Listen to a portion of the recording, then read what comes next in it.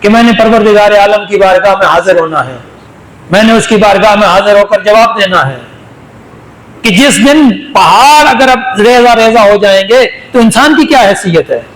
انسان وہاں پہ کیا کر لے گا؟ انسان کی اپنی طاقت کچھ نہیں ہے۔ ہاں مگر اس نے عمل صالح کیا ہوگا، اس کا ایمان خدا پر مضبوط ہوگا، تو یقیناً پھر اس کا نامہ اعمال وزنی ہوگا۔ تو پھر انسان کیوں نہ اسی دنیا میں اپنے نامہ اعمال کو وزنی کرنے؟ اسلام صلوات پڑھ لیں۔